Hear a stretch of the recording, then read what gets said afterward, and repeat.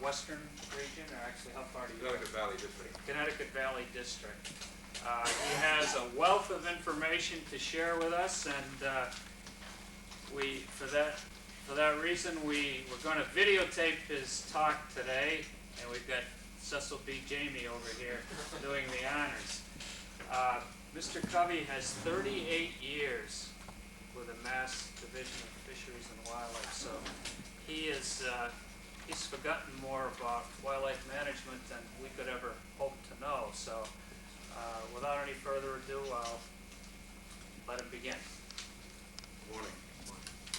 I'd like to say, if I was, when I first started with the outfit, if I was put in prison for a major crime, to serve 20 years, I'd been back on the streets 18 years ago. Did everybody get one of these? Okay. Just a quick introduction inside to let you know some of the division installations. There's a map. There's two colors here. I represent the Valley District, which is this pink one over here, based at Westboro. In here, it gives you the contact people from our different offices. We have a field headquarters at Westboro. There's an office in Boston where our major administrative offices are, and there are 5 wildlife districts, 1 game farm, and 3 trout hatcheries. What I wanted to do this morning was just to do a picture here. We have a film. We finally got the projector to run. It's on Mass Wildlife. It has a little bit of everything in it. I'd like to run that off first, and we'll talk about maybe a management program on a particular species or whatever. If you have questions, why don't you write them down, and we'll try to handle them at the end of the session. Are we ready for the film?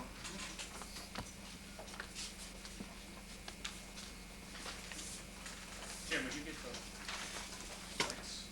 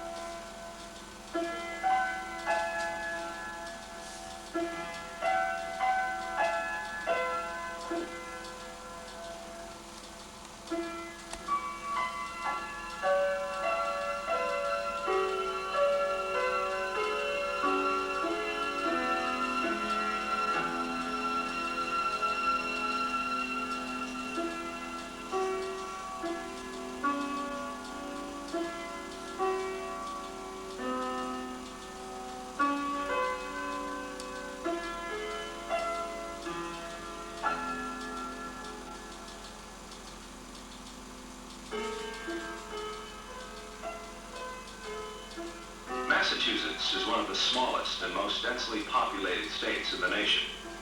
But even so, more than 60% of the land still remains forested greenbelt, rich in resources and natural wildlife.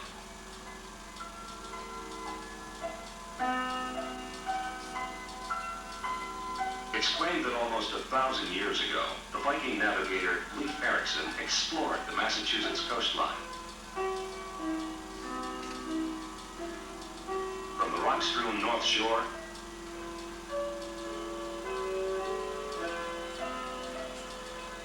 to the pristine beaches at Cape Cod.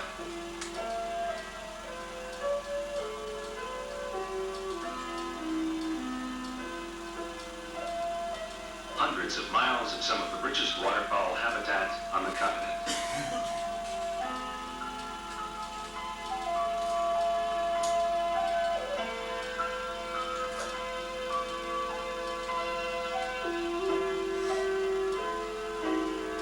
We can't help wondering whether those daring Norsemen also penetrated our inland marshes and rich alluvial valleys.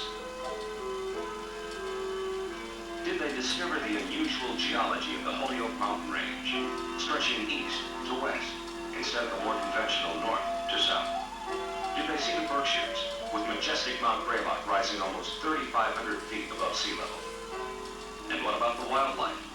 Did these Vikings collect the unique blue lobsters from the cold depths of our coastal waters? Were there red-winged blackbirds in the marshes with their striking red and yellow epaulets? Did these explorers venture far enough inland to discover the poisonous rattlesnakes of our blue hills? What about the bobcat, black bear, moose, and deer? Some now in limited populations, others rapidly expanding.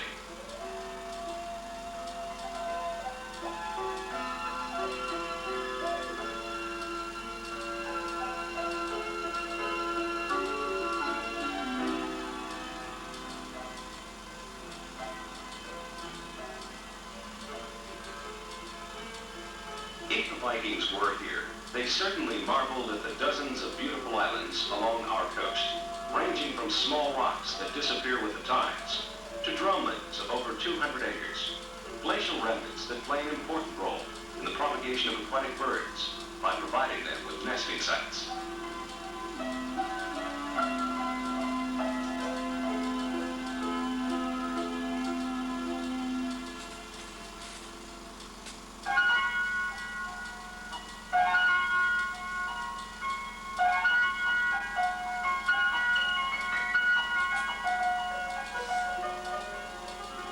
If the Vikings were here, it's doubtful they saw snowy egrets. They were rare even in Audubon's day, and were nearly wiped out when their feathers became a popular millinery item. Today, all that has changed. Nesting egrets, black-crowned night herons, and dozens of other shorebirds now enjoy federal and state protection and are no longer rare.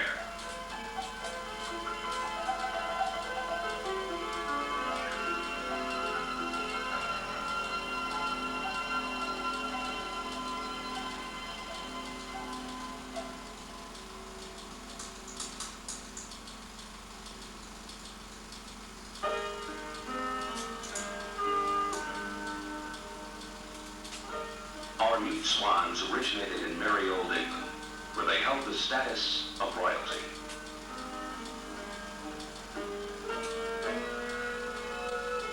Possession of the bird was a privilege granted only by the king, Edward IV.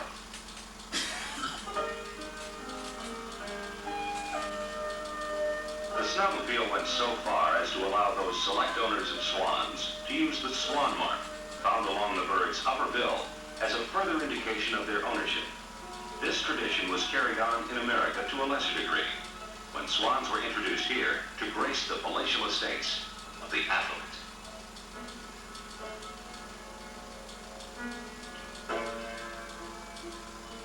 It's believed the mute swans found along our coast today, from southern Maine to Maryland, are products of a group that escaped from the estate of Roger Williams, who founded the colony of Rhode Island in 1636.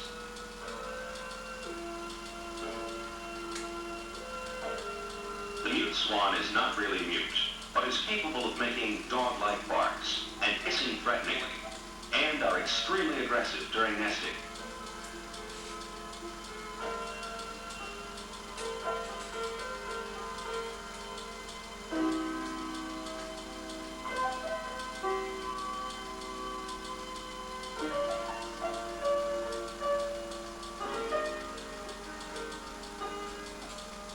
Canada geese have always been common migrants in Massachusetts, but here again, their nesting in the state was caused more by the hand of man than nature. At the turn of the century, many Canada geese were kept as live decoys for hunting. This practice became illegal in 1935, but by this time, many birds had already escaped. Others were released in large numbers when sportsmen saw there was no hope of the law being repealed.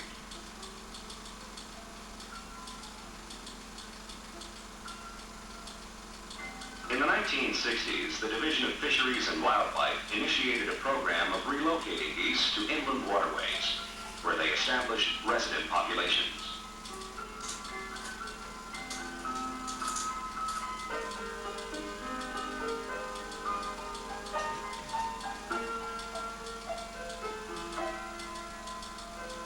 Our crescent geese are believed to be products of mixed ancestry. Interior geese from Michigan, Atlantic Canadas from North Carolina, and the giant Canadas from the north.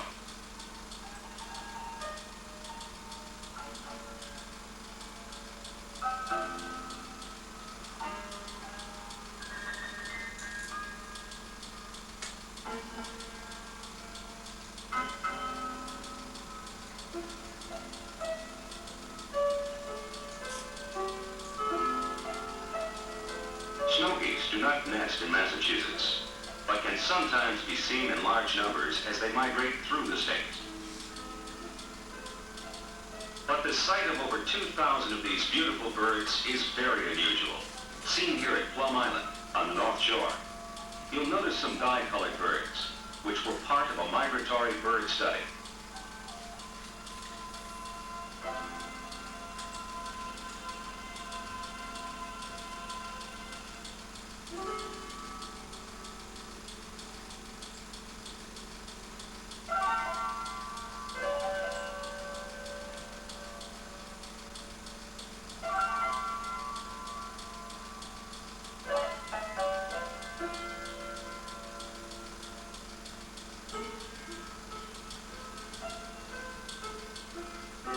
Although we are frequently visited by the striking snowy owl of the Arctic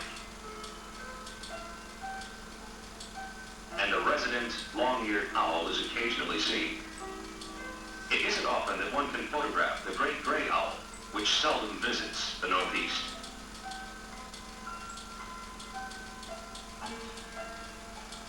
The great gray is easily recognized by its large facial disc and white bow tie.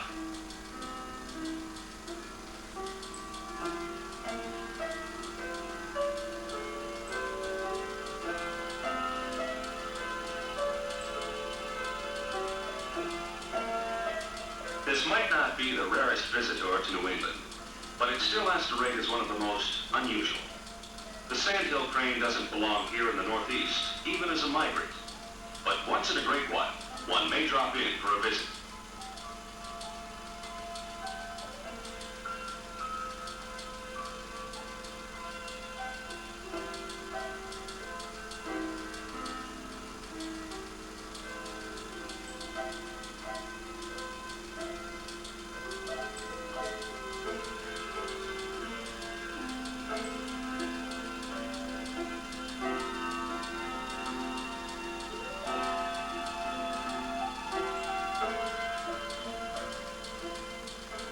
We also have a variety of diving and dabbling ducks. These white-bodied diving ducks are canvasbacks, while the bottoms-up speakers are blacks. Perhaps our most popular game duck. We are, unfortunately, losing many of our black ducks through interbreeding with the tamer mallards, which are becoming more and more hand-fed park ducks.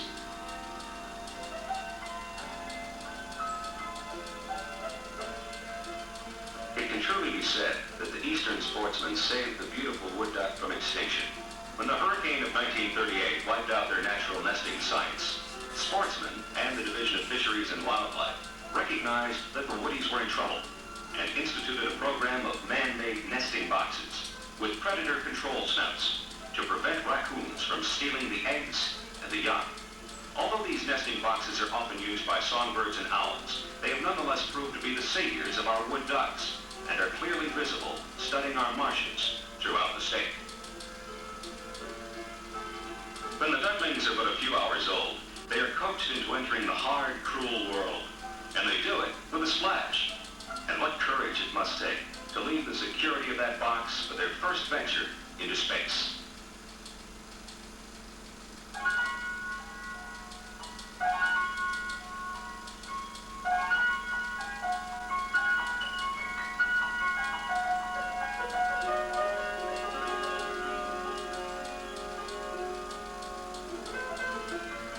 The Quabbin Reservoir in central Massachusetts is a freshwater impoundment that was created to provide drinking water for the greater Boston area.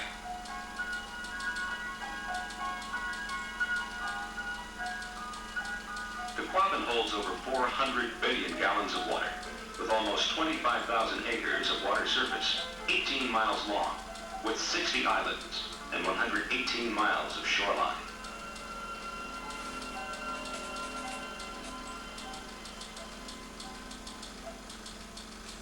But the real excitement of the Quabbin is the wildlife that visits and lives within its 120,000-acre watershed.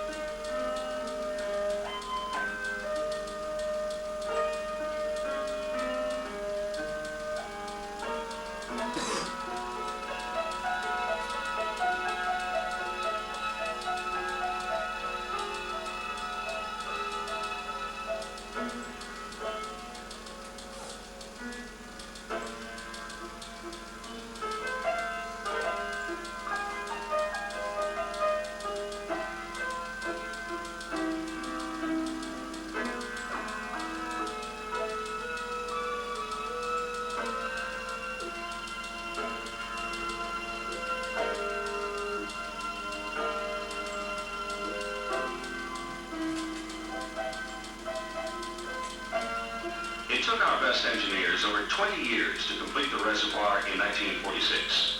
Shortly thereafter, engineers of a different sort started shaping the watershed to fit their own needs. Beavers, which had disappeared from Massachusetts for almost 200 years, reappeared within the lush haven created by the protective confines of the Quabbin Reservoir.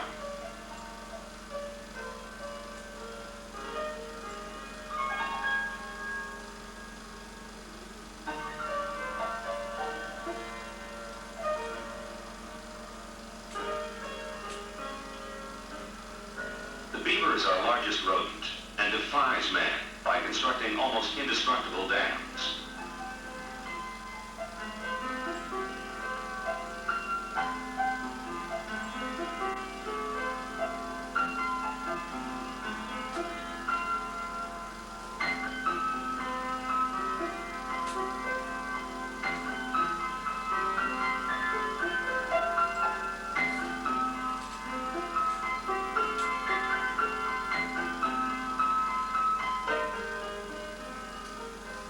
Beavers are uniquely built for the job. Their incisor teeth grow throughout their entire life and are extremely capable chisels for girdling and dropping the toughest trees.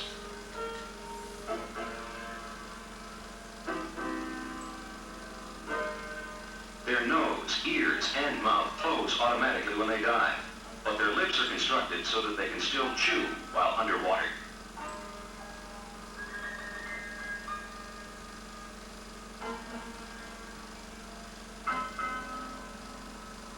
Their forefeet are not webbed and are used almost human-like.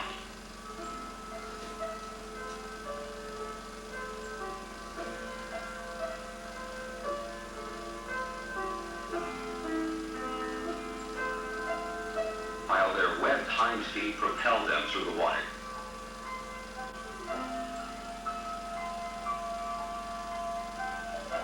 The two inner toes of their hind feet are split and used as combs, while their front feet are used to spread oil from two stomach glands over their fur.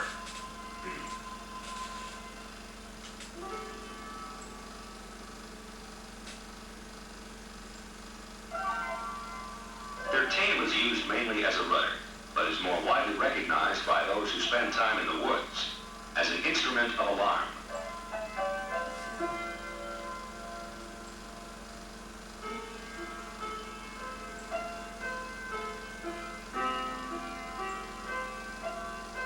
The Quabbin has many beaver flowages, which provide natural feeding and nesting areas for a myriad of wildlife. Like grackles, which may be pests in an urban setting, but are quite beautiful in the wild.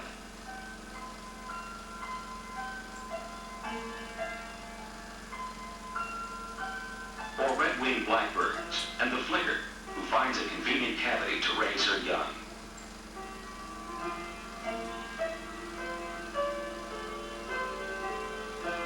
The great egrets, smaller snowy egrets. Also fine shelter here.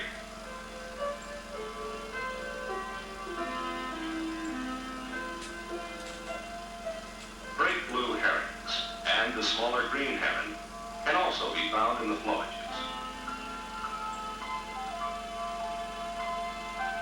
Along with the feisty kingfisher,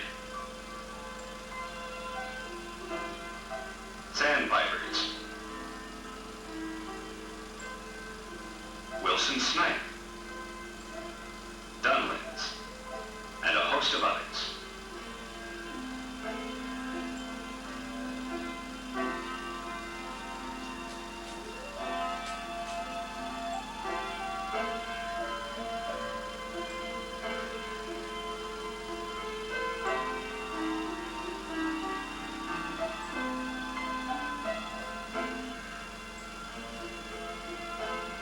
But we can't help wondering whether any of these creatures are as startled as we are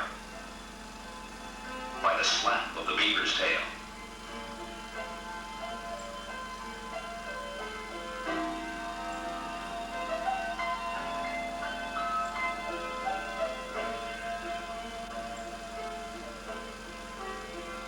Today, there are no wolves in Massachusetts, nor in most of the lower 48 for that matter. But we still have a variety of canids in our forests. The eastern coyote is becoming well established in some areas, while the red and gray foxes thrive as they have for generations.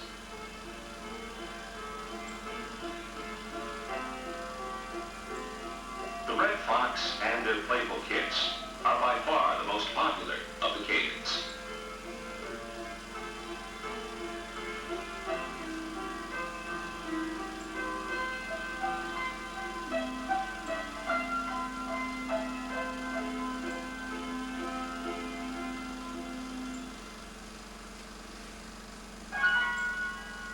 Woodchucks can be found throughout the state. Despite the legend of Groundhog Day, they do not emerge from hibernation until well into the month of March.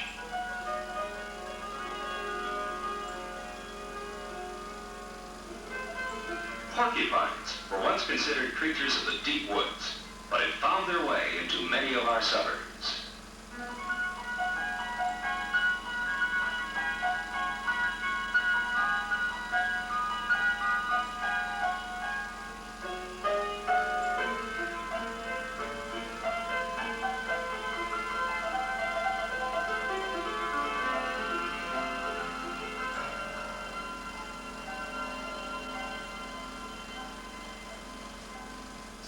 Of all our animals, the white-tailed deer commands the most attention.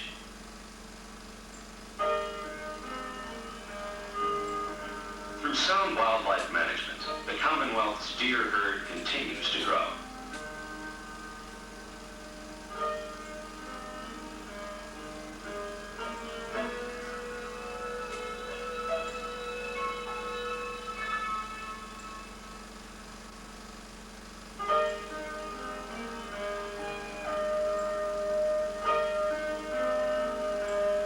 While deer sometimes feed in the water, they never submerge their ears.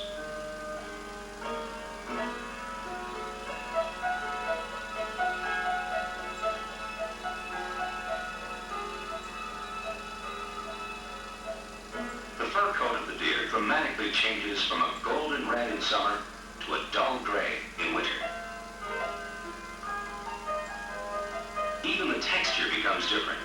In the summer, the hair is cellular, while in winter it turns hollow to provide more insulation against the cold.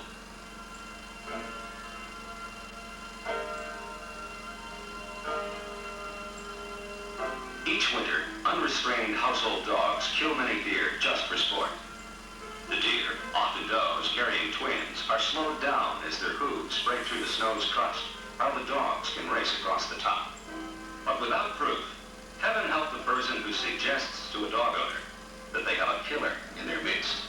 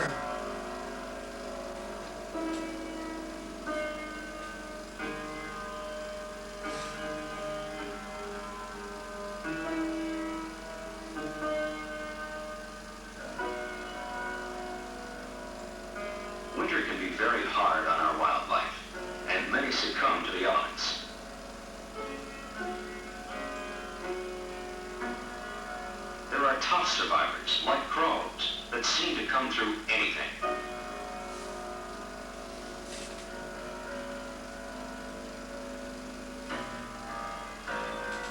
But others, like our regal eagle, can take on the worn look of a survivor. Waterfowl, like black ducks, swans, and gulls, find acceptance at whatever open water holes are available.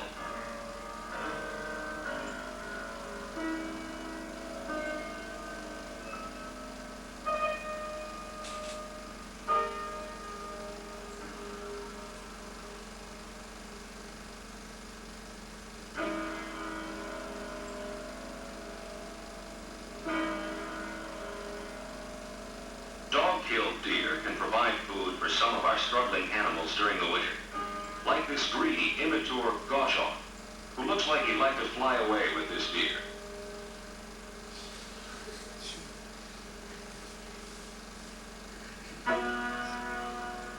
Or the soaring red-tailed hawk, who also comes by for a bite.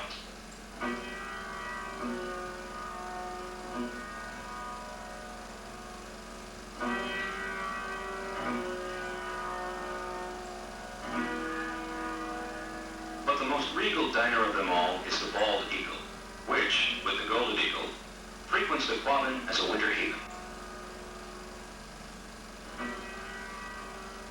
According to Benjamin Franklin, the turkey should be our national bird, being more respectable than the eagle.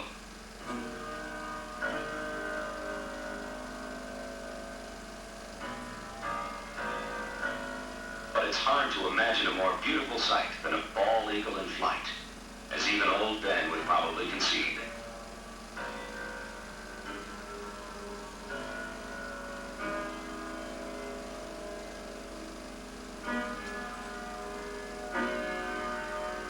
Canada geese take to the cornfields for whatever pickings are left.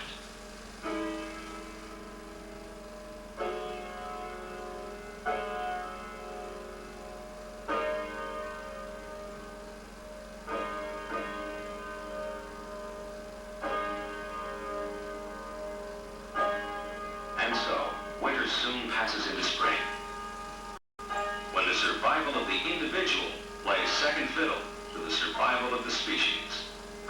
Breeding becomes the predominant drive among our wildlife, and there's many a contest for the attention of females.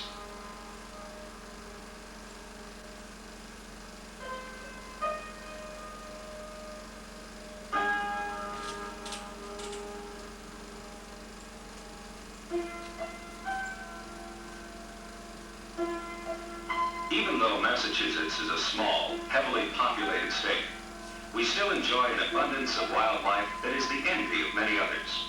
But we shouldn't take our wildlife for granted, because ultimately, as we protect our natural environment and wildlife, we also preserve a place for ourselves in its future.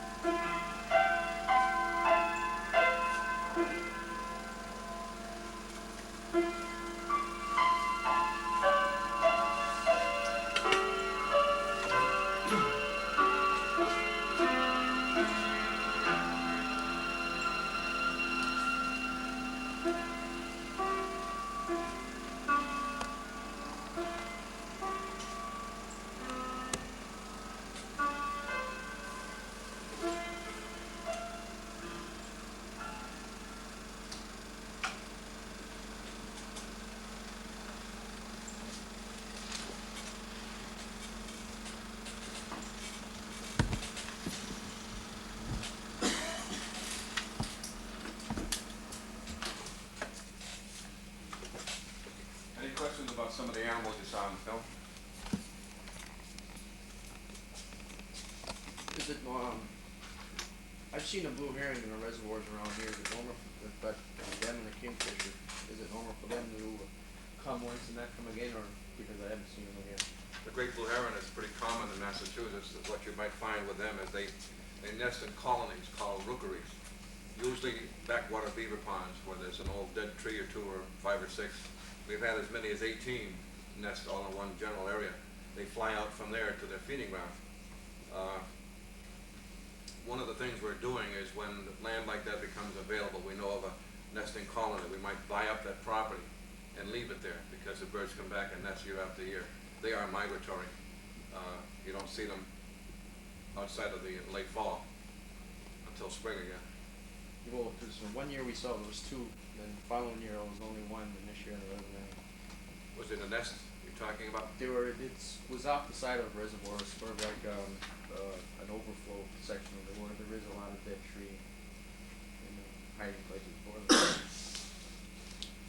That's one of the things about wildlife management is knowing the species and what some of the requirements for that particular species are, and everyone is different. Even though that they're all living in the same general location in the outdoors, they all have certain requirements. If you want to go back to our abstracts and laws here, I'd like to talk a little bit for a while about deer, being our most common wild game animal. On the inside, you'll see a map here. It says Deer Management Zone. Now, let's supposing you were given the task of developing some type of a management plan for the white-tailed deer, and you ask yourself, where do you start?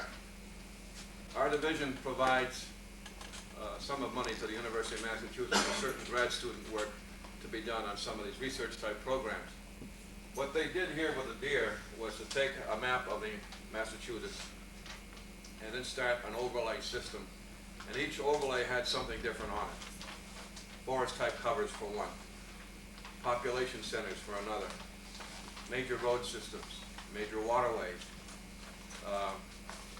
What did I leave out here? I'm leaving out something. Of course, oh yes, every known deer kill in the last 50 years, whether it be from a report system by the hunters or from road kills, dog kills, these kind of things.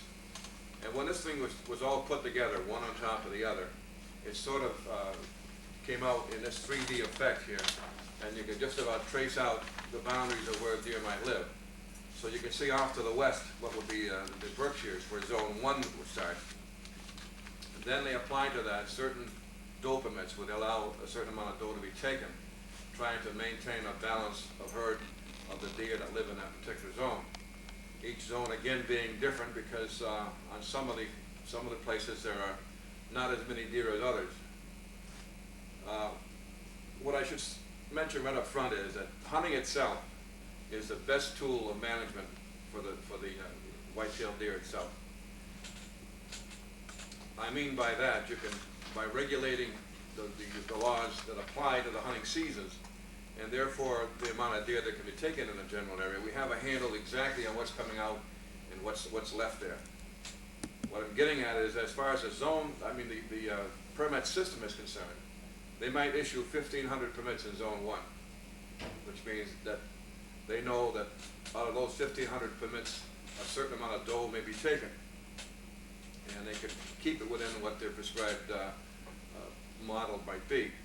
In Worcester County, let's say zone 4, zone 6, there may be a less reaction and therefore more protection needed, so they would only offer 400 permits. And across the entire zone system, they may offer something like 11,500 permits for everybody to use. So Steve Williams is our deer biologist, and he came to us from Pennsylvania, well recommended, and probably one of the top deer management people in the business. I wouldn't want him to know that because we want to keep him sharp.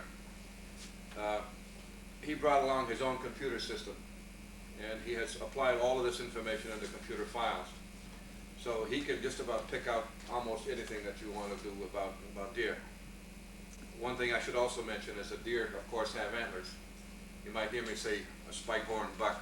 I really mean an antler. Now, what is an antler besides the difference between an antler and a horn? Anybody know? Antlers Sir? grow yearly. Pardon me? Antlers grow yearly, and horns are like, they stay forever. Yeah, horns are permanent. Antlers are dropped every year, replaced every year. So the antler itself is an indicator of the deer's health conditions. Now, when a fawn is first born, it only has 3 premolars. It's born with milk teeth up front. So when a person of one of our people working at a deer check station, and the hunters are asked to bring the deer in, they have to be recorded, they have to be checked, they have to be tagged. We put a metal tag on the carcass, and from all this information we gather what's called a profile. And you add to that profile every year. You know where it came from, you know the sex, you also know the age. Now, looking at the fawns, when fawns are born over a 3-month period of time, the milk teeth are replaced when they're about 6 months old. So if you look at a small deer and look at the front teeth, you can tell immediately if it still has the milk teeth, it's 5 months or less. When those teeth are pushed out by the teeth behind them, the front incisors come in a straight manner this way. So in that process of replacement, we call them 6 months old. At 7 months, those teeth are in and in place and turn. The front incisors on the bottom are this way, that I use for nipping off buds. Now, a deer is required by nutrition, I think it's 2 pounds, 4 pounds of superior browse for each 100 pounds of body weight. A 100-pound deer is required 4 pounds of superior browse to survive. Now, superior browse might be the twigs, the branches, the choice morsels that they might have. If they get into hay and some of these things, then it's going to be increased about the number of fodder they must have to maintain their body weight.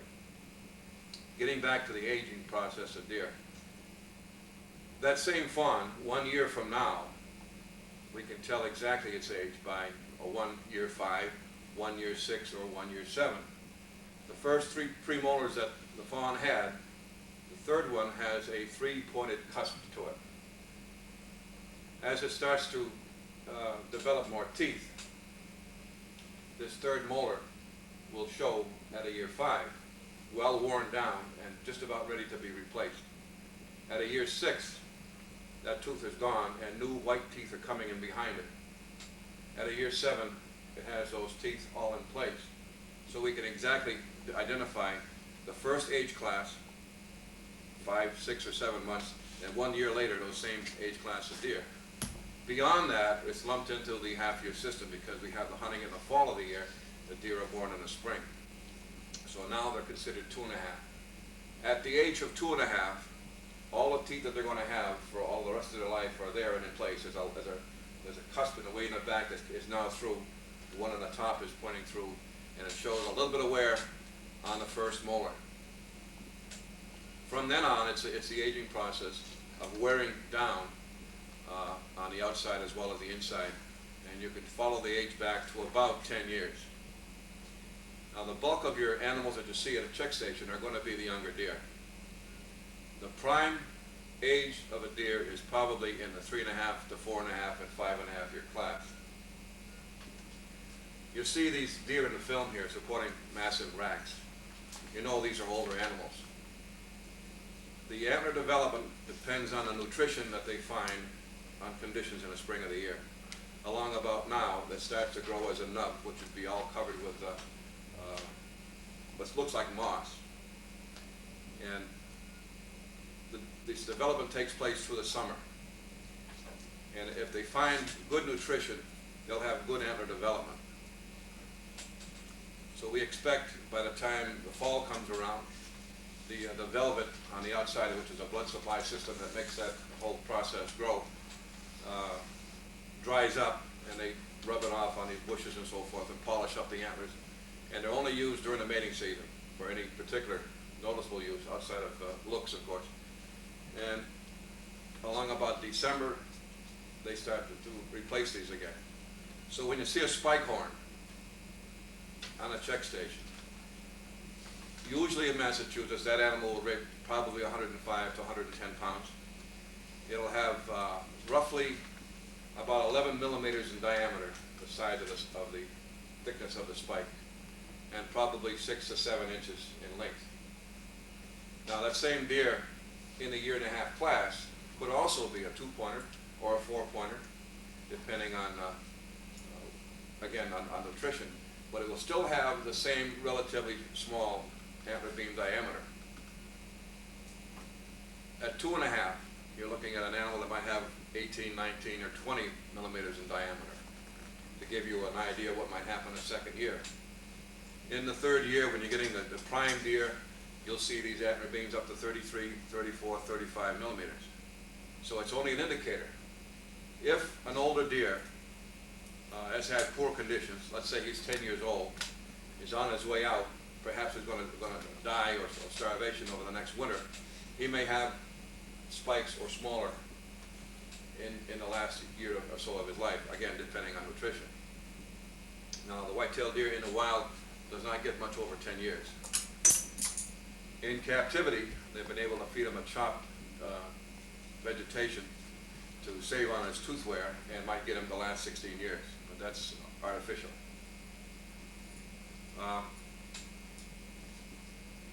Also in the film you saw other forms of wildlife that perhaps weren't here too many years ago.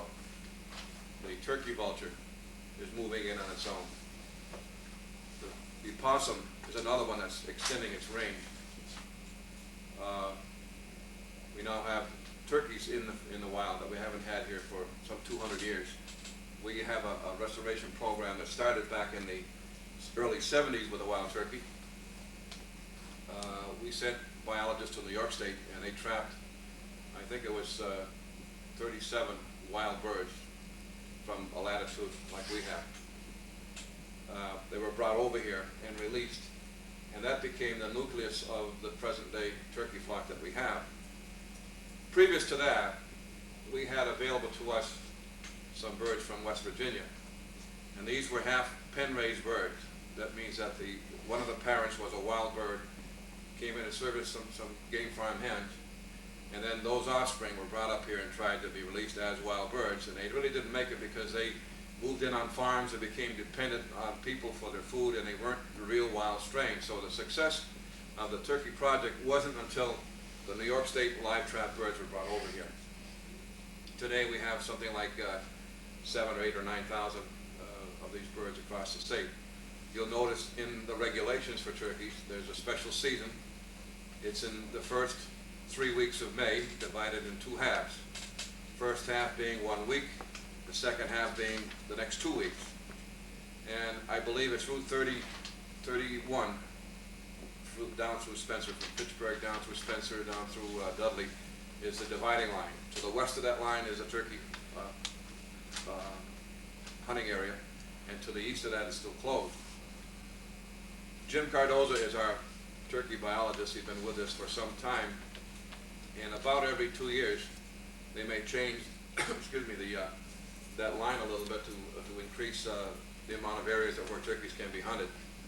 What we've been doing over the last 6 or 8 years, in the wintertime when you've got a good snow cover on the ground and we find turkeys moving into some of these farms, we'll set up a baiting station, and we get turkeys coming to a corn bait, and it's quite unique. They're pretty sharp as far as surviving in the wild, but they'll come in on a farm and they'll find some place to feed, maybe around a manure pile or one of these kind of places, and we set up this bait system in a close proximity to that.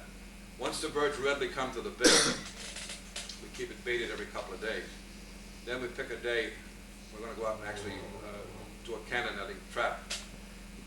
We set up a box. It looks like a trapezoid or something like this. It's about this wide, and it may be that deep, about this high, painted white to look like the snow, and set that within about 35 feet of this bait station. The idea being that turkeys will accept that box being there for about a week or 10 days, however long it takes us to decide that the turkeys are coming in on a regular basis. Then get up there early the next morning when we decide to make the shoot, and substitute that box for the real one that holds a cannon net. Now, a cannon net is 60 by 40 foot in length. It has weights attached to one side of it, 2-pound weights. And on the other side of it, we set up a rocket system. On the top of this box, there's 3 angle irons, and each of those contains a rocket that's charged with black powder. And it's designed for this rocket, when you touch it off, it goes out in such a manner that it drops on the bait site. We set it up with a 6-volt battery and run a wire back to one of the farm buildings or a truck or someplace a couple hundred feet away, so you can sit back and wait for the birds to come in. Once they do come down, you watch the birds start feeding and you make sure all the heads are down, because that gives you about a second advantage. When the heads are down, they don't know what's happening. They have to look up and see what's happening, and then the reaction time is in your favor. When you touch off this charge, this net just goes out in an opening motion like this, and it drops on that sight. And then you run out and try to hold the net down, because these birds are strong and powerful, jumping up in the air, and that net's starting to flop around. And you've got to hold the edges down to keep those birds inside that net. At that point, you start to roll it in from the outside until you get a bird. You grab the bird, put it in a little box that we designed. It's a narrow, tall one that the turkey can get into, but it can't turn around. And we'll stuff all these birds into boxes immediately and get them into a place where you've got a shelter to work, maybe the shed or something like that. Each bird is taken out, then you identify whether it's a tom or a hen. And they usually in the wintertime travel in flocks that are separate by sex. Hens will be together and toms will be together. One of the ones, the last one I was with, was up in Leiden a couple of years back, and we caught 13 birds in one shot. They all came down to this bait site, and we got them all. It worked out just right. Once you decide the sexes, you put the bands on the birds, of course, and then you take a weight, gives you an idea of the age. Now, one turkey might lay a clutch of 18 eggs or so, and they nest on the ground at the base of a tree. And those young poults have that one chance of survival. It's how good the mother is. If you have a cold, wet, rainy spring, the exposure when these birds don't have their full plumage might be the biggest determining factor of the success of a particular hatch. And if those birds can get underneath the mother and get sheltered, they have a good chance of coming through. So a lot of times they may start off with 15 or 18 as one brood and end up with 6 or 7 to the mature stage. The only bird that's legal for hunting is a tom. That's the male bird. Or any bearded bird, let's put it that way. There's probably one out of a couple hundred females that might have a beard too. If that were the case, that would be a legal bird to be taken, because they have to have a beard that shows. The jakes, that would be the first year toms, will be having a short, little short beard. And they probably would weigh between 10, 11 pounds, something like that. We have on record, I think, a 27-pounder with a beard about 10.5 inches long. Again, the beard is an indicator. It doesn't mean it's the only thing, because a lot of times if they're out and around the seeps and so forth this time of year, they could get frozen or brittle or whatever. So it's not a real true indicator. Turkeys require moisture on a daily basis, which means that they're going to have to get to a seep somewhere where there's a spring hole, where there's water available to them. And they can go for periods of time without food, but the water is a more determining factor. And as far as their food is concerned, a turkey will eat just about anything, from poison ivy to insects to whatever. So they really are a survivor given enough chance. So, What the major predator other than man? it would be in the young stages. It could be something like a coyote, perhaps a fox, and the horned owl being one of the bigger ones at night, getting a brood that's exposed somewhere. So I would say that probably the worst would be weather.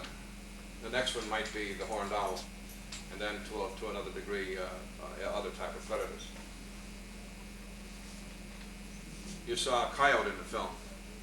Now, in 1936, we had the first coyote identified in Massachusetts. And today, they're across the canal, all the way out on the Cape. A few years ago, we gave the coyote game status, got it on the list of as a game species, and now there's a season, a hunting season for coyotes. I think they're taking around 35 or 40 animals a year now, which really isn't enough. has been one that's expanded its range all through the Northeast. And this eastern coyote that we have is larger than its western cousins.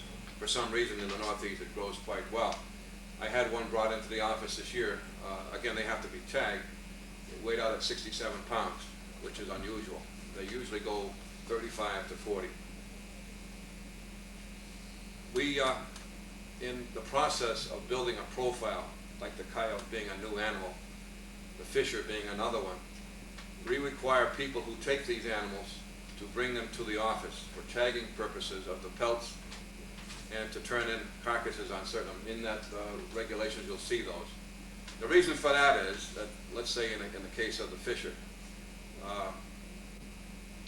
is one that they take about 160, 170 animals a year in a 30-day season. Now these are trapped. They're susceptible to trapping. So it's a real short season. Now the fisher is a vicious predator in its own right, and they'll devastate, let's say, the porcupine den or other animals, the snowshoe hare. They're the one animal that the quills of a porcupine don't seem to affect. They'll flip a porcupine and start feeding on it from the breast out and leave nothing but a skin and some of the quills. If they get quills in the face, they don't seem to bother them at all. We have maintained a goal of about 170 animals to be taken a year to try to maintain that population, and that's what we're doing right now. When the carcasses come to us, of course we know where they're coming from, we know the sex, we know the weight, we know the length and all these kind of things. They remove a tooth from the animal at the lab, and they cut that, dip it in dye, and take a cross section, and they can tell the age of that animal from the rings on the tooth. From the stomach contents, they know what it's been feeding on. From its range, by the report where it came from, you know its territory it came from. On the females, they can take and slice the ovary, and they can tell how many young they've had. So this is what I mean by building a profile. Year to year, you keep adding to that. When you have a population of fisher that runs about 160 brought into us, then you have 160 carcasses to view. In the case of the bobcat, you don't have that many, so you have to. It takes a longer process to build that same profile. So as I said before, a lot of these things that you do as far as game management is, a lot of it is seat of the pants operation. You have to just go out and start collecting information and then interpret what you have. Anybody have questions while we're going through here? Sir? The coyotes, could the size that you said how the eastern coyotes are larger than the western, Yes. Could that be a result of just a better habitat, more food? It might very well be the fact that when they moved in here, they have the territory pretty much to themselves, being one of the major predators now in a situation where they might have come from a different situation, and they just develop into a larger animal. They seem to have better prime fur. They also seem to have a big variety in the coloration. I've seen coyotes brought in from the same farm. Sometimes the farmer would have a cow that dies in the wintertime. You can't dig a hole, they take it out back and leave it there. Coyotes start feeding on it. I know of one farmer who shot 3 coyotes off this carcass in the course of the wintertime. Brought them in to be checked and tagged. And each had a different color phase. From a reddish color like a fox to a dark color like a German Shepherd. But there are things about that carcass that's going to be uniformed in all of them. Narrow muzzle, pointed ears. Across the withers there'll be a black mark of some sort on the rump and on the tail. The tail is 14 inches long, very, very bushy and always held low. When they move, you can't mistake them because they don't move like a dog, first of all. I've seen them as almost a blonde to as black as a Labrador Retriever. And you get the in between. They are an unusual animal, and they're a survivor. And I think that one of the things that's going to happen in order to try to control that population might be such things as extending the season that they're allowed to be taken. Right now, they're not taken during deer season. Another thing might be the fact that people who like to hunt should develop a system that will work for coyotes consistently. Years ago, when the foxes were prevalent, a lot of people had foxhounds, and they developed a system for hunting with dogs. I think the coyote might be one that you could hunt with dogs, but nobody has taken the time to put together and train and develop a pack of animals that'll take the coyote and to a successful hunting. What's now is hit or miss unless you get into a place where you've had problems. While we're talking about coyotes, interesting enough, we tried at one time to trap some coyotes. Now again, we're using University of Mass people. They had some traps that were designed to hold bobcats. And this is a trap with a noose affair. 2 spikes go in the ground, arm the trigger bar, and you lay out this noose right over the treadle. And this is designed so when it goes off, the arm kicks up and actually springs that noose on the animal's foot. We had a complaint from the town of Berniston, chief of police and his dog officer, that they had a coyote that killed a hog. The guy has a pig farm. And supposedly, I didn't see it happen, but 2 coyotes took this 125-pound hog and skidded it over an 8-foot gravel embankment, and then fed on it over there over the next day or 2. Now they sat on that carcass trying to destroy those coyotes. It came down to it, and they'd stay out till 1 o'clock in the morning, and they'd come back at the next morning, and the carcass had been fed on. And I said to the chief, I said, "Sure, chief," I says, "that coyote's smarter than you are. He just waited for you fools to go home, and then he could go out and feed," see? So they wanted us to try to remove these animals, and it was a good opportunity for us to try something. I didn't think it was going to work, but we could give it a shot anyway. These traps that were set out there, they put 4 around the carcass, and then 1 on the highest point of ground nearby in his field. Over the next 2 or 3 days, the coyote came back, and they brushed off the debris off the trap to expose it. They knew it was there, and they wouldn't go anywhere near it. Down at Westfield, there's a Barnes Airport. Gave us a call, same thing about coyotes. They have a commuter plane that goes out about 5:30 in the morning. And running down the runway, these coyotes are playing around the edge of the runway, and they didn't want to have an accident between this commuter plane going out. So we set up one of these large Havahart-style traps, a box trap, made out of wire, and big enough for an animal that size to go into. And we put a false cage in the back and put a live pheasant in there, figuring that would be a good attraction because pheasants are in the area, and he might have had that in his food chain. And we set it up there, set 2 of them up. And over the next couple of days, the coyotes would walk all around this thing, but they wouldn't go into it. So they have a built-in system that they're very, very sharp about these things, and they're survivors. That's all I can say. There's not many means at hand that you can use to control. In the West, they tried shooting from aircraft, poison bait, and all these kind of things. And this poison bait is something that just goes on and on and on. Our animal feeds on the carcass that's been poisoned, and they have residual effects. A cat may die from a bird it ate that fed on that same carcass. So it's pretty hot stuff when you get involved with poisons. Right, that's interesting because my grandmother, she has a 400-acre ranch in Fowler, Kansas, and coyotes are the major. They had mountain lions, but they're long gone now because of the ranching. But coyotes are the major predator, and they're quite a problem because they are so sneaky. And the only effective way that the farmers, or the cattle ranchers in those regions that dealt with them, is to wipe out their food supply, to go into the prairie dogs and to poison the prairie dogs. But it's sort of like a double edge because once they wipe out the prairie dogs with poison, the coyotes are so adaptable that they can switch over to other food sources like digging in garbage cans. They're so adaptable, we totally underestimate their ability. It seems that the eastern version is just as intelligent. They'll eat insects when grasshoppers when they're available. Frogs, like you say, garbage. House cats too. They'll take a house cat.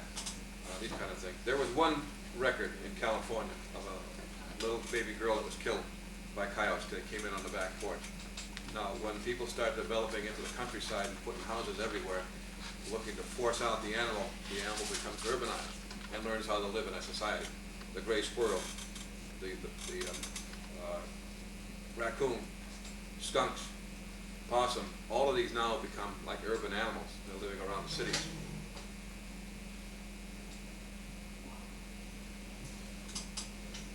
Sure. Herman, could you say a little about the eagle restoration program? You're reading my mind because I was just about to talk about that too. Some, over 80, I think in 81 or 82, I can't keep track of time because I've been out for so long, but it's probably 8 years ago, they started to restore the bald eagle to Massachusetts. They picked the Quabbin Reservoir because it's the most remote area, and of course eagles require remoteness. And they had a pair of eagles, young birds, taken out of a nest in the wild, brought down here, and reestablished to imprint into the Quabbin. By imprinting, I mean you start with a population like we did with the salmon, bring the young ones in, and set them up into a place here, and hopefully they'll accept this as their home territory. With the first two birds that they had, they came out of Minnesota, northern Minnesota. That was Ross and Betsy. When they were released, they were put transmitters on them so you could follow their movements until they made their first molt. These transmitters are sewed to the tail with some monofilament fish line, and two things are going to happen. Either the sun's going to run off that line after a period of time, or when they molt their feathers, they're going to drop the transmitter. And they have leg bands and wing tags. Now, when they first released, Betsy took off and ended up in Western Ontario, probably within 500 miles of where they came from, but Ross has been back every single year since. Now, we've had succeeding nesting. We started with 2, went to 4 to 6, and now we're up to 8. And each year, the last 2 or 3 years, Nova Scotia has provided us with 8 birds. We have a naturalist up there. We'll scout areas where there are eagle nests and physically go out and climb a tree and take one bird out of a multiple bird nest. By that I mean if there are 2 birds in a nest, they wouldn't rob the entire nest, they'll just take one of them, leaving one for the mother bird to continue to raise on her own. And collectively take birds from, like in this case, 8 different nests. They're flown back to Quabbin and put in this tower. We have a double-decker tower that has 4 artificial nests in it. 2 birds to a nest. Bill Davis has been with us the last couple of years on this project, and he bunks right there with them for the duration of time that they're in the nest. On a daily basis, someone is there, feeds them accordingly, and they've got a little bit more sophisticated with the program over the years. They have scales that are set up as digital scales. When a bird lands on a perch, they take his weight immediately, and his food intake is geared to how his development is. The more he weighs, the more weight you feed, the more fish you have to feed him. Fish being their primary source of food. And they also mix in roadkill deer and so forth. So while they're there and developing, by Bill's observation, when it comes time for the bird to be released, they'll pick a release date. And the birds, again, are fitted with transmitters and tags and the whole thing, and then released. And then they follow them for the rest of the summer. Every year, in every state of the union that has eagles, they do a physical count. In Massachusetts, the 9th of January, this last couple of years, has been falling on the 9th both times. They have a bunch of volunteers out here. Now, at Quabbin, they may have 12 or 15 different sites where they see, look for birds from. The most obvious being the lookout at Quabbin, what do they call it? Off Windsor Dam, there's a lookout over there. The summit. Oh yeah, the summit. Up near the summit, down in the next corner, where it's the old Enfield lookout, looking down the old Enfield village. They'll have people set up there even this time of year with scopes, and if you happen to be over there and see somebody set up with a scope, just ask them what's going on. They'll be glad to let you look through the scope or whatever. It's funny because I was just there like Sunday and there was millions of them all over the place in the actual lookout I was driving by. Yeah. On this one particular day, though, they do a physical count, as I said, and they have a form that they set up, and each person who's on a station, if he sees a bird at all, writes down the location, the time, and the direction of flight. Let's say you're down at gate 8, and somebody's up at Mount Ram 3 or 4 miles above you, and a bird flies by you at 10:15 in the morning and headed in a northerly direction. Chances are somebody else is going to see that same bird. So when he fills out his card, he might have a bird coming from the south at 10:28 or whatever it might be, and make the same recording. At the end of the time, these papers are brought in, and they send them to the Patuxent, Maryland U.S. Fish and Wildlife Service lab down there, and they feed these into a computer program.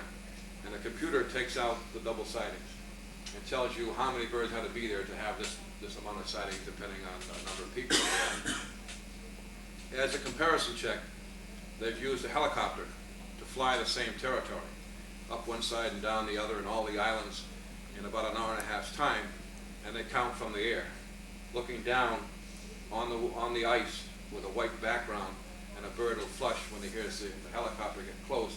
They get a good view, maybe the shadow first, then the bird, and they get a good count of what's there. So it's something like 44 birds we're seeing this year, one golden eagle, and about half and half were immatures. Last year, they saw the first beginnings of 3 different nests being built at Quabbin. Ross is one of them, and he's hooked up with another release bird from about a 2-year later release. I think it was 83 or 85, so that he has a mate now. And it's common for them to start their nest, even though they may not be quite mature enough to have eggs of their own. Once an eagle selects the next nest site, they keep it year after year, and they keep building to it. In some of the countries like Minnesota, where they've had eagles for years, they've taken a tree apart to get an idea of what this nest consists of, and found 2,000 pounds of material in the top of some of these giant trees. Just continue adds to it, branches as big as your arm. And they have found the beginnings of 3 different nests, and they hope to have this summer perhaps the first nesting eagle in the last 50 years here in Massachusetts, and we hope that Ross will be one of them. So that's a restoration program that you probably don't hear too much about. They were doing the same thing with the peregrine falcons. Now, they historically nested here many years ago in some of these cliff sites. Mount Tom was one of them. There's a couple of places around Irving, some places in the Berkshire where they nest on these sheer cliff sites. They've been gone for quite a while, so they have another program beginning again with the peregrine falcon. And Cornell University has a captive breeding program where they have about 140 birds or so, and they are laying eggs and hatching out young birds, and they make these young birds available to the different states in the Northeast here for their restoration programs. On the federal building in Boston, they have this 5-foot granite ledge around the top, and they made up a box arrangement up on top of this big building, and they brought in 6 of these young birds. Across the street there was an office building that gave our people a viewing platform for one of the floors that wasn't being used on the 22nd floor, and they could look across and see this box up there on a daily basis. And one of the secrets to this whole thing about feeding these captive birds is that they don't want to have a direct chain between the bird or the animal and humans. So you feed them from behind a partition or something like that, or through one-way glass where you see what's going on, but they can't see you. And after the birds again are released, Boston has the buildings now that represent the cliffs, and the pigeons that are all over town is their ready food supply. So with 2 years on this program in Boston, they've now saturated Boston with the peregrines because they are territorial. And we find birds from one year beating up on the birds from the next year, which means is now you're going to have to start moving out, because even though Boston's a large city, they don't take too many peregrines to claim territory down there. So I believe UMass was used last year, or one of the buildings up there. And I don't know exactly where that program is going just yet, but they have got birds from Canada down here in Springfield. You've heard them probably on the Monarch building, where a bird was seen down there on the ledge, and they read the band numbers, and it came from one of the birds that was released in Canada. So many things are happening as far as these research projects are concerned, and a lot of it has to do with developing a special system that'll work for that particular species. On the Atlantic salmon restoration, of course, we've read a great deal of recent months because the numbers of salmon have not been up to what had been hoped for. Do you have any thoughts on that? Or this is another system where, again, for 200 years there weren't any Atlantic salmon here. Now, the Atlantic salmon that we have in the Connecticut River is the same kind of a fish that you might see up in New Brunswick, same Atlantic salmon. And they don't die after spawning like the western variety do. When they built the dams, the power dams on the Connecticut River in the 1700s, what it physically did was block these salmon from returning to their headwaters for spawning. So what they've actually did was wiped out that Connecticut River Atlantic salmon strain. even though you had Connecticut, these Atlantic salmon, let's say in New Brunswick, parts of maybe New Hampshire, they were just forced away from the Connecticut River system, and you lost that homing instinct from that particular species. This, maybe you might want to call it a subspecies. It was discovered that every known Atlantic salmon in the world, when they go to the ocean, they spend about 4 years in salt water, and they gravitate to the west coast of Greenland. There's a large, expansive ocean up there. The European fish from Sweden and Spain and all these European countries that have Atlantic salmon waters all end up off the west coast of Greenland. The commercial fishermen, the Danes being one of them, spent a lot of time out there collecting salmon. What they tried to do was to limit the take of salmon by all these 9 international nations out there that in the high seas.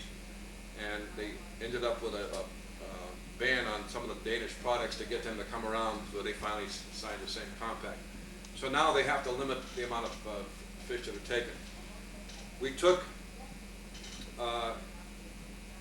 Canadian salmon, Atlantic salmon, and there were a couple of different varieties they brought down here, and they put them into what's called a stockout pool.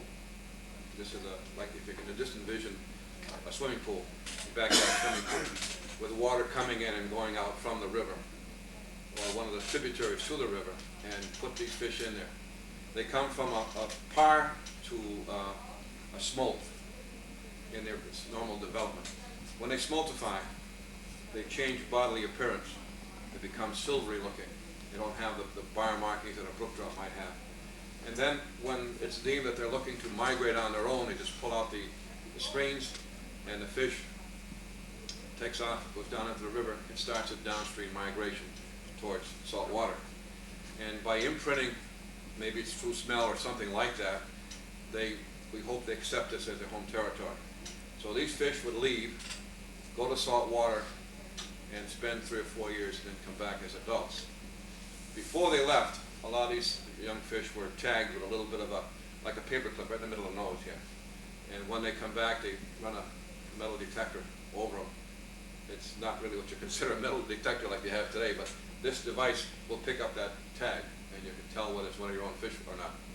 So what we've actually done was created a new strain of the Connecticut River salmon. These fish that are now being born here leave and come back. So your success of the program is based on a lot of different variables here. First of all, it's a survival. If you put in 100,000 smolts and only 1 or 2% comes back, you see you have a very, very low rate of turnover.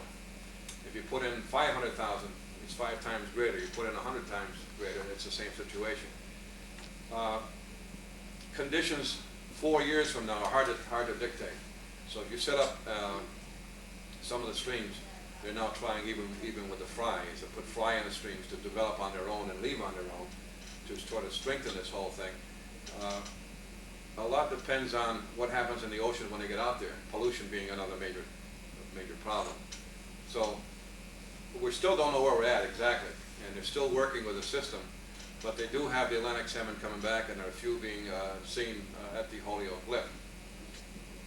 We have people who monitor the lift. And when a salmon comes through, it comes up as far as the Holyoke Dam, and they can't go beyond that. They have a Crowder system where fish come into a sluiceway. The gate drops down, slides forward, and all those fish come into a large bucket, brought up and dumped into a sluiceway. They stop by a viewing window, and people sit there counting fish as they go by. It might be Atlantic shad, could be striped bass, or a few of those may come up this far. And whatever they might be seeing is counted on the way by this viewing screen. When a salmon shows up, they just touch a couple little valves, and bars come down and bar any more movement at that point in time. Then they can lower the water, get in there, and slide this fish into a canvas bag, like a suitcase or something, bring it up and drop it into a holding station, waiting for a truck to come by and pick them up and bring them to a hatchery. So that's how that system works. They artificially take the eggs in the fall of the year, and then they're turned back into the system through either a par or smolt release, or even to the point of release as fry in the feeder streams. So it's an ongoing thing. I think they're a long way from what you might consider success. But we do have an Atlantic salmon now that is considered native to the Connecticut River. While we're on fish, there's another species in the Connecticut River that you may not know too much about. It's fully protected as a short-nosed sturgeon. Now, they've done some studies on that, again through grad students at UMass, a few years ago. Now, here's another sort of an odd creature. I guess it might be a holdover from prehistoric times, the way its development is. It takes a long time to reach maturity. And they have found that the short-nosed sturgeon does not mature until it's 17 years old before it can lay eggs at all. It have a life expectancy of 35 years. So you can see there's a real slow turnover here in this population. At any given time, there could be 2,000 sturgeon between the Holyoke Dam, let's say, and Long Island Sound. Now, those fish that are mature enough that might spawn next spring will stay in the river over the winter. You might have 500 fish there now that are both male and female adults that might be looking to spawn come spring. The other 1,500 would have migrated back to Long Island Sound for the winter. So you'll find that these fish are put on for full protection. Anybody takes one, they have to release it and put it back. There are a few sturgeon above the dam as well. But it goes back to what I said before about each species has its own particular requirements. I thought your comment on the salmon restoration of our not knowing what's happening in the ocean was a good one. The fact that we could be doing everything humanly possible at this end to restore that fish and having absolutely no control over pollution, overfishing, and that sort of thing that's going on. That's right. When you figure that there's millions and millions of tons of salmon in the ocean, we're only dealing with a real small percentage that are the Atlantic salmon that come to the Connecticut River system. So hopefully it's like a straw in a needle in a haystack. We're trying to find that needle to bring it back here to the Connecticut River system. We have another river that Atlantic salmon are now coming to is a Merrimack, which would be a substrain of the same fish. They come down and utilize the Merrimack River. It might be interesting to note that all these salmon, let's say there's a mass of them out there off the west coast of Greenland. When it comes time to spawn, they all head south to their own territories. The European fish take a left-hand turn and head along to the European coastline. And those along the North American continent just keep bumping along on their way down. One of the largest streams in New Brunswick might be the Miramichi. Everybody's heard of the Miramichi River. So all the fish that are going to go to the Miramichi head up that section of water, and they take with them the Renoose fish, the Dungarvan fish, and any other like the canes or these other streams that follow into the Renoose. When they come upriver, the first stream you find is the Renoose, and those fish will peel off and go up to their headwaters. And they might take with them the Dungarvan fish. When they get to the Dungarvan, they branch off. So they all head back to their headwaters. It's like having the fingers of your hand, this being the main body, and all these feeder streams, and all these salmon go back to the headwaters of their own particular stream. So it's quite unusual. And you understand that you might wipe out, let's say, a strain in the Renouse, yet still have fish come to the Miramichi. I wanted to ask, in your wildlife management programs, over time. There's no overtime. No overtime. Excuse me, inside joke. The state won't allow it. No, I was curious as to, have you seen either human development activities and/or environmental pollution in recent years impacting in any significant way that's apparent in terms of restoring species or managing wildlife? Well, we have fish kill reports every year, and we're gearing up for that this coming season by having kids together where we can go out and try to do an immediate sampling. The last couple I was involved with myself have been the Westfield River, where the plant down there, or was it Orinoco Mills? The paper mill. Strathmore paper. Strathmore. They had a spill down there. It always happens at 3 o'clock on a Friday afternoon when they clear the pipes, I guess. But anyway, there'll be a fish kill. And the way things develop there, we'll call the DEQE people to come in, try to get an assessment. If we can, get some water samples to see what the chemical is. This last one, they identified that it was theirs, their mistake. Somebody turned a valve and something happened and they killed some fish in the river. What can be done now is there's laws that say that if they cause a fish kill, we can assess them 3 times the damage. So if we find that, let's say you had 500 pounds of trout, might have been lost, well, we can replace trout. We can't do much with the others. But as far as the trout are concerned, we can assess them triple damages. So they purchased fish from a private concern, and the last one, I think they brought in 2,000 trout to stock an area.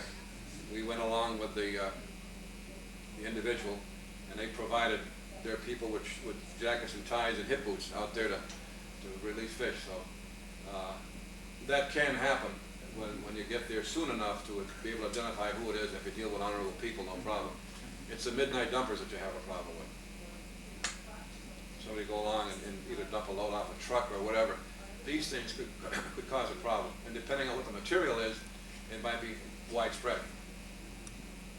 Now, as far as the fur-bearing animals and what have you, as far as the fact that Massachusetts agriculture really has declined significantly in recent years, we've had reforestation, have we not? And Yes. has the effect of that been significant enough that even with all the development we're having, the range and habitat has for these animals has actually increased despite development? Would you say that's true? It's not entirely so. Some of it might be on the agricultural practices themselves. Years ago, when I was a kid, everything was done by hand, and you left hedgerows and these kind of things. You always had pheasants using these areas. Now with the clean farming of today, when the farming is now an agribusiness, they get out there and they do all this clean farming, and there's not much left. So if you get a heavy snow cover, the food that might have been available would not be. So you might have a difference as far as the survival on a particular season is concerned. With the fur bearers and our current system here, we have a good handle on exactly what's happening. Now beaver, otter, fisher, coyote,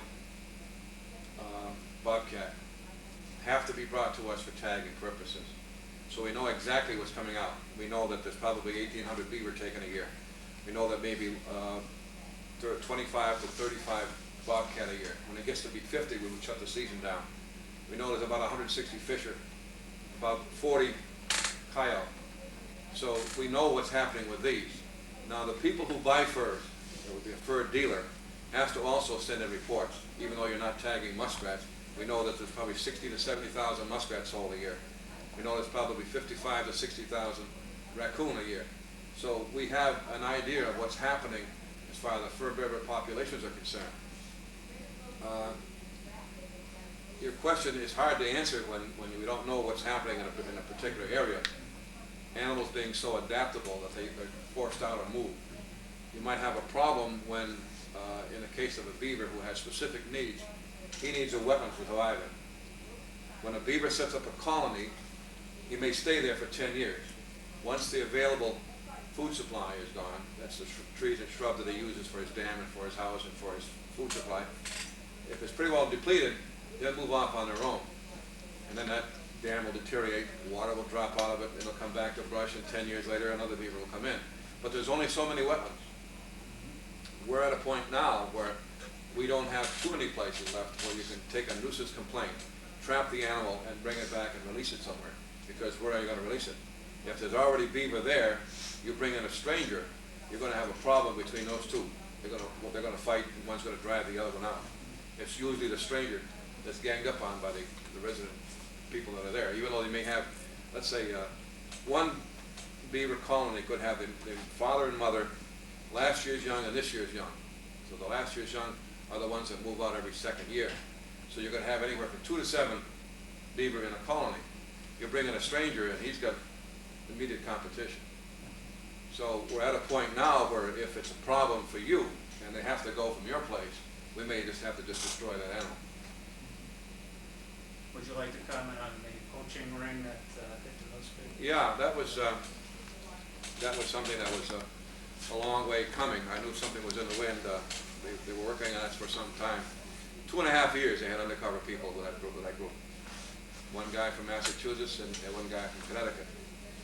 The guy from Connecticut was physically searched one day with a gun to his ear. They thought he was going to spy on him or whatever. They didn't come up with any microphones, so he was left alone.